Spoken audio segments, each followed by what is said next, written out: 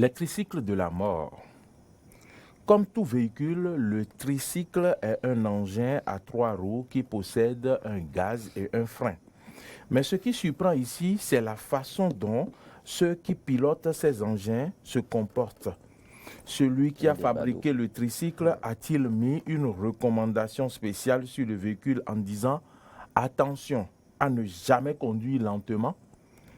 La triste réalité chez nous est que c'est toujours à grande vitesse que les gens roulent les tricycles. Ils arrêtent cela en cas d'accident ou pour le chargement. Presque incapables de céder la voie par manque de courtoisie ou par zèle, ces conducteurs de tricycle n'hésitent pas à narguer leur vis-à-vis.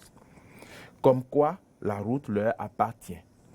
Toujours à vive allure, ils opèrent des dépassements hasardeux et sont pour la plupart sans rétroviseur, et s'ils en possèdent, c'est à peine que ces conducteurs s'en servent. Ils sont capables de déplacer des montagnes, aucune limite en matière de transport de bagages. La route leur appartient pourvu que l'engin roule à vive allure.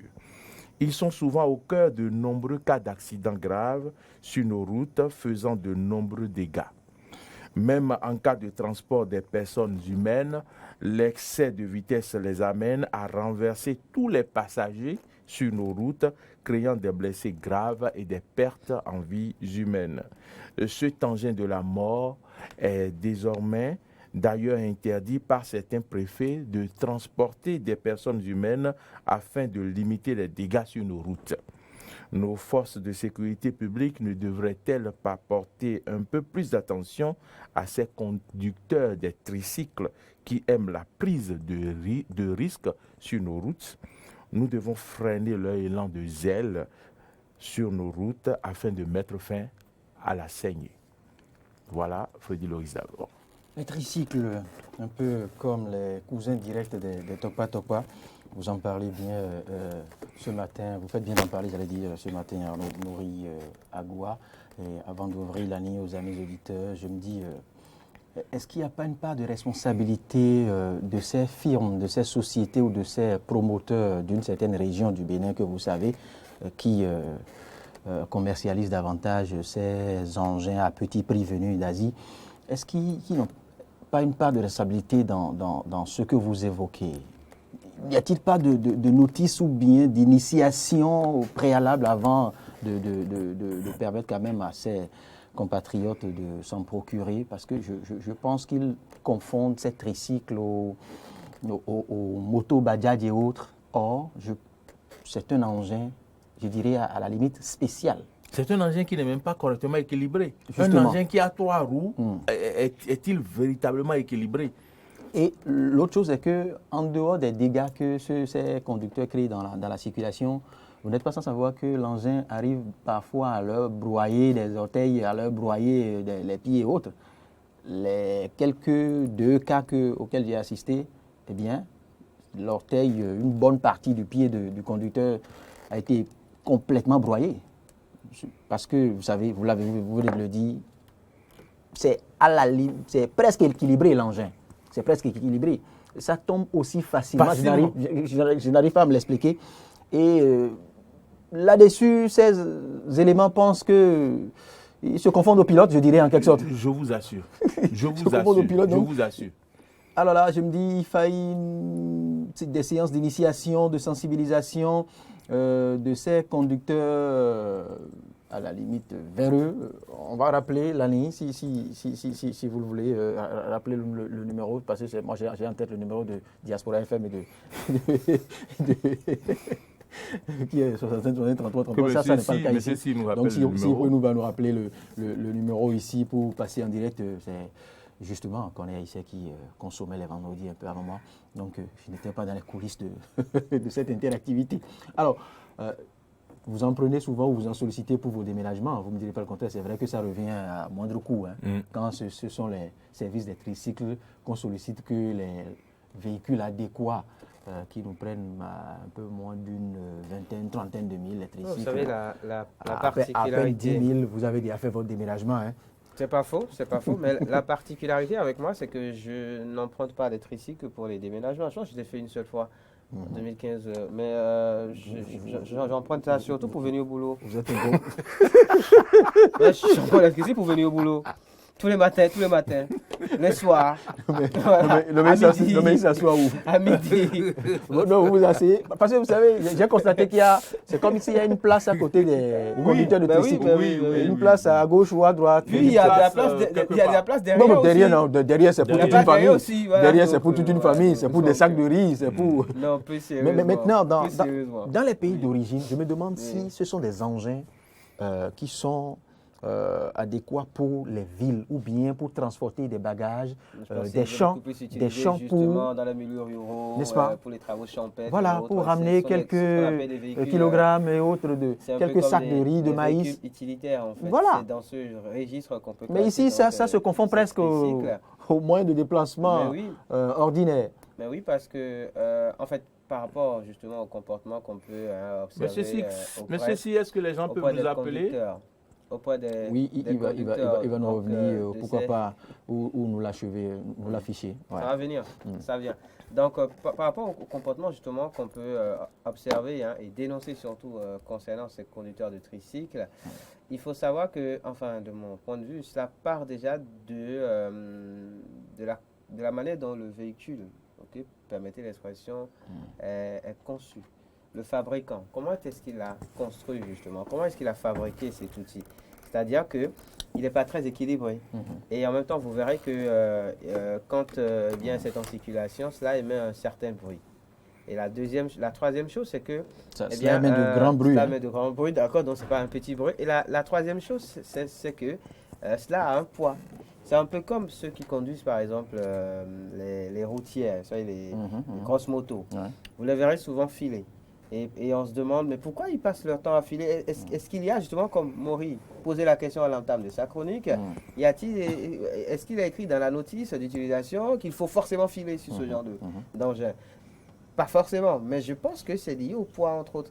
C'est-à-dire que tellement c'est lourd. Mais c'est le moteur qui traîne le poids, ce n'est pas le conducteur. Oui, mais quand vous êtes dessus, avant que le moteur ne fasse son travail, cela nécessite une certaine technicité. Voilà.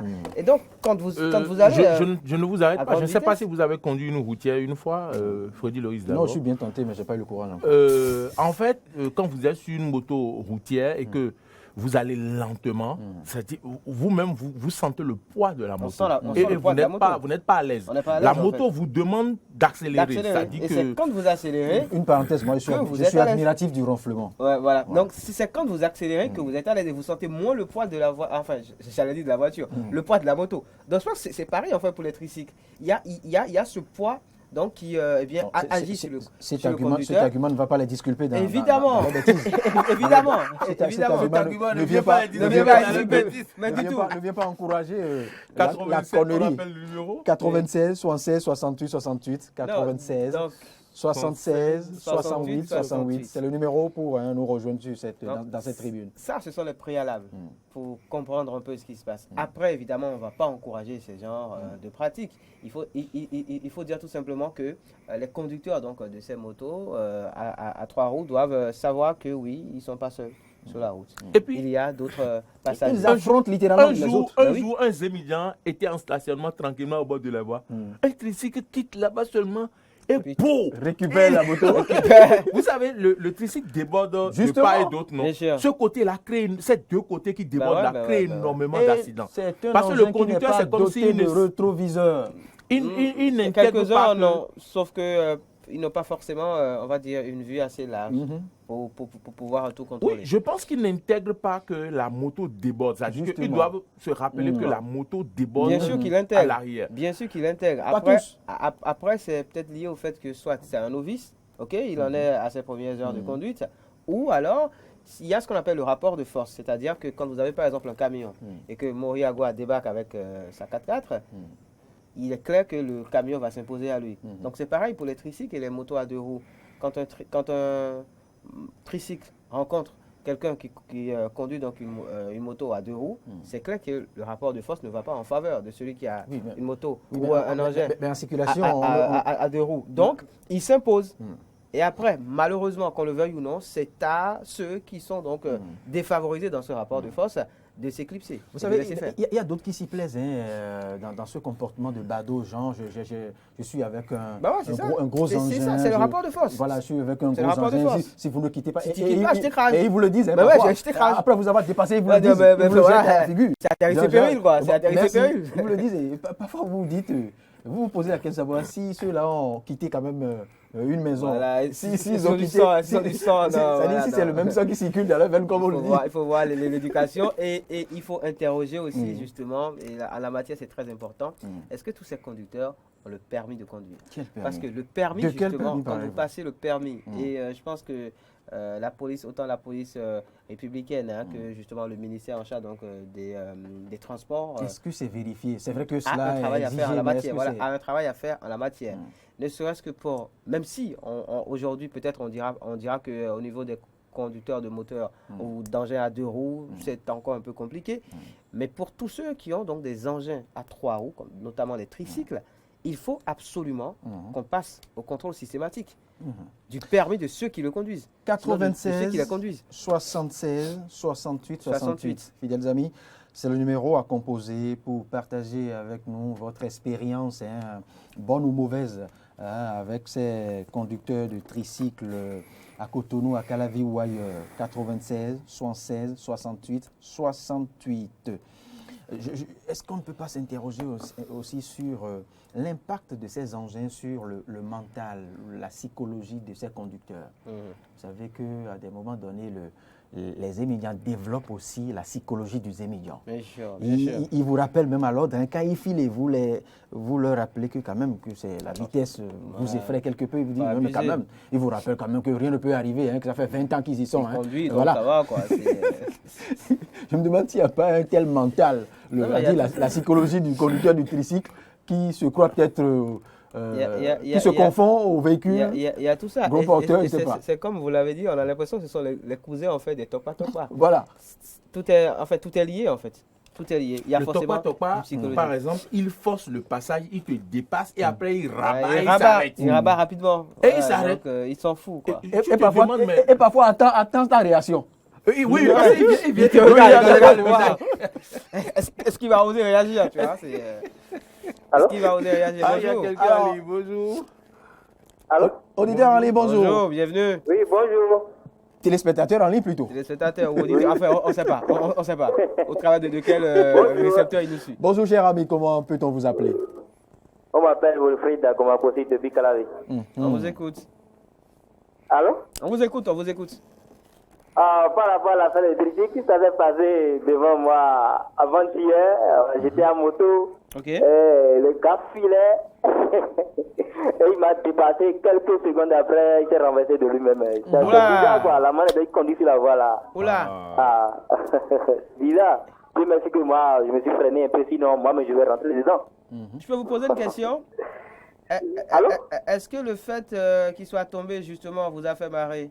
Est-ce que quelque part vous a dit oui, c'est bien fait pour lui? Allô?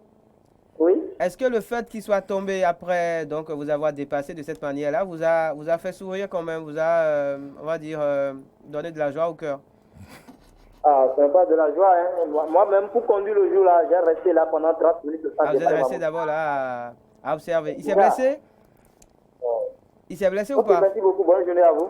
Merci, il ne nous entendait pas bien forcément. C'est vrai, il n'avait pas un bon retour. Oui.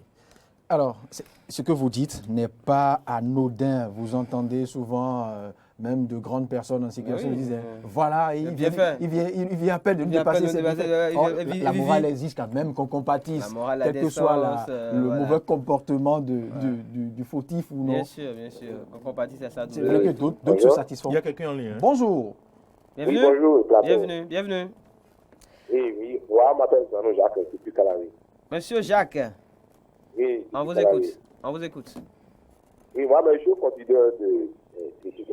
Ah d'accord, super. Expliquez-nous tout alors. Même, je suis un conducteur de tricycle. C'est super, expliquez-nous tout. Expliquez-nous tout ce qu'on n'a pas compris. Comme ça. Vous savez, de la manière dont vous êtes en train de parler là, ça m'a tellement plu. D'accord. Ah oui? Mais moi, je suis chauffeur avant de rentrer dedans. D'accord. J'ai moi mon catégorie B avant de rentrer dedans. Super, donc il a son permis. Bon, je de la manière les gens roulent là, mais si on peut aussi mettre un peu de contrôle dedans aussi, là, ça faisait du truc là. C'est ça. Sinon, moi-même, je vois des gens dedans en train de rouler des trucs là, ça ne me plaît pas du tout. C'est bizarre, n'est-ce pas? Parce qu'il y a beaucoup de gens qui sont dedans, qui sont chauffeurs, et beaucoup de gens qui sont aussi dedans, qui n'ont pas eu leur... Qui n'ont pas de permis, voilà, aller se faire former. Là, et comment faire là, et se former quelque part avant de rentrer dedans. Oui. Bon, ça fait que tout le monde est comme ça, on ne connaît personne dans ce qu'il est en train de faire là. C'est ça qui fait que, bon, les choses sont comme ça. D'accord. Question pour vous, très rapidement, pour vous qui, justement, qui êtes conducteur d'engin à 3 roues. Est-ce que c'est justement, comment on dit ça, est-ce que c'est le poids du véhicule qui fait que vous vous sentez obligé de filer parfois? Parce qu'on tentait de répondre à la question tout à l'heure. Non, ça c'est faux ça. Sinon, mais les camionnettes et les titans aussi. Non, c'est relatif. C'est le poids là qui va faire que le titan ou bien le chauffeur du camion va rouler comme ça. D'accord. Donc c'est comme ça. De la manière, moi, en tout cas, de façon, moi, je suis chauffeur, bon. D'accord. Merci. Un conseil à l'endroit de vos collègues chauffeurs de tricycle. Mais ce que je dis, mais ils sont dedans, quand on leur dit de voir, de rouler, aller de la manière où ça doit aller là. Oui. Donc là, en fait, ils vont t'insulter de la manière où, bon, peut-être que toi, tu le connais bien, ils vont te dire, mais que toi, tu roules avec, qui de toi de là. Ces choses-là, mais c'est comme si, bon, je sais pas, de la manière où on dit, l'éducation aussi la manque de ce côté-là. N'est-ce pas? D'accord. Merci beaucoup. Oui. Agréable journée à vous. Et continuez de bien vous comporter donc, sur la route, comme vous le faites si bien. Confirmer tout ce qu'on a dit jusque-là. Parce qu'il est du domaine. On ne pouvait pas demander mieux, en fait. On ne pouvait pas souhaiter mieux. Oui. Et il a apprécié ce que nous disons. Mais oui, parce qu'il partage effectivement les différentes remarques. Et je pense que c'est complètement terminé pour ce numéro de Matin d'Éden. Arnaud Mori Agua doit commencer à s'échauffer tout à l'heure pour croiser arguments, des exemples avec deux autres confrères, décortiquer l'actualité au Bénin. Ce sera sur le forum des rédactions. Beaucoup de sujets et surtout le show au niveau de les attaques, j'allais dire, les attaques djihadistes qui feront, je dirais, le show gras. La bonne partie, le menu principal. Et aussi le show sur le terrain des députés de la commission sécurité et défense. Ça, j'imagine. Je vous imagine en train de... Les généraux de l'autre genre. Les généraux de l'autre genre. Mais en uniforme, pas en uniforme, en gilet, quand même, ça... Il rend bien. Ça allait bien pour certains. Il rend bien, il rend bien, oui. Et si on tentait la conversion pour libérer l'autre côté? C'est ça. C'est tout pour aujourd'hui. Merci de nous avoir suivis. Très bon week-end à vous.